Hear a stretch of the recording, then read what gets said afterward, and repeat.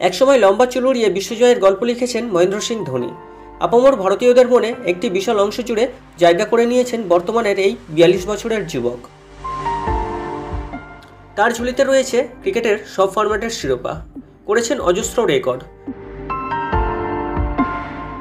না দেখে স্ট্যাম্পে বল ছুঁড়ে মারা বা দ্রুত স্ট্যাম্প আউট করায় তার জুড়ি মেলা ভার।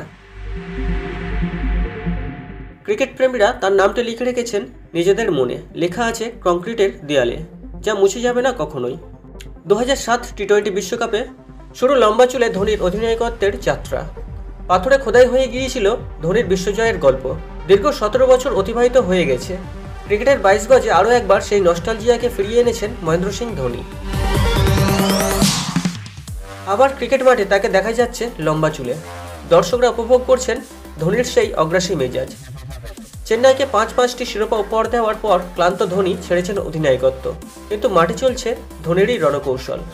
মাঝে মাঝে দেখা যায় ধোনিকে ফিল্ডিং পরিবর্তন করতে। বোলাররা তাকিয়ে থাকেন ধোনির দিকেই, তার উপদেশের জন্য। এই ব্যাপারে সংবাদ মাধ্যমে নিজের অভিজ্ঞতাকে দর্শকদের সাথে ভাগ করে নিলেন চেন্নাই সুপার কিংসের জোড়ে বোলার দীপক চাহার। তার মতে ধোনি অধিনায়কত্ব ছেড়ে দিলেও নেতৃত্বের গুরুদায়িত্ব এখনও রয়েছে তার কাঁধেই। দল বিপদে পড়লে তিনি সবার আগে এগিয়ে আসেন। এখনও বোলাররা তাকেই দলের নেতা হিসাবে মানেন। দীপক বলেছেন, ফিল্ডিং পরিবর্তন করার সময় এখনও ধোনির সঙ্গেই কথা বলেন তিনি।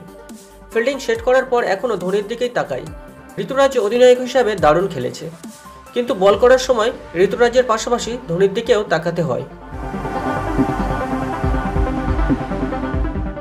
উল্লেখ্য, আইপিএল শুরু হওয়ার আগের দিন ধোনি অধিনায়কত্ব থেকে সরে দাঁড়ান। অধিনায়কদের ফটোশুটের সময় চেন্নাইয়ের নতুন নেতার নাম ঘোষণা করা হয়েছিল ঋতুরাজ গায়কোয়াড়কে, কিন্তু মাঠের সিংহভাগই রাজত্ব চালাচ্ছেন 42 বছরের যুবক মহেন্দ্র সিং ধোনি। আইপিএল ম্যাচে সবথেকে বেশি অধিনায়কত্ব করার তালিকায় প্রথম স্থানে রয়েছেন তিনি মোট 226টি ম্যাচে অধিনায়কত্ব করেছেন, 133টি ম্যাচে জয় পেয়েছেন এবং 91টি ম্যাচে পরাজিত হয়েছেন। জয়ের শতাংশ 59.37, যা অন্য কোনো ভারতীয় অধিনায়কের নেই। ধোনির সেই অভিজ্ঞতাই কাজে লাগছে চেন্নাইয়ে। তবে ধোনিকে মাঠে অধিনায়কত্ব করতে দেখার ইচ্ছা সমর্থকদের পূরণ হলেও আক্ষেপ থেকে গেল একটি বিষয়েই।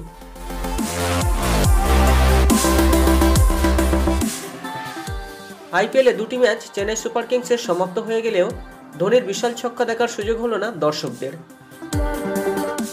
সিএসকের ইনিংসে উইকেট ঝরে গেলেও দর্শন নেই মহেন্দ্র সিং ধোনির।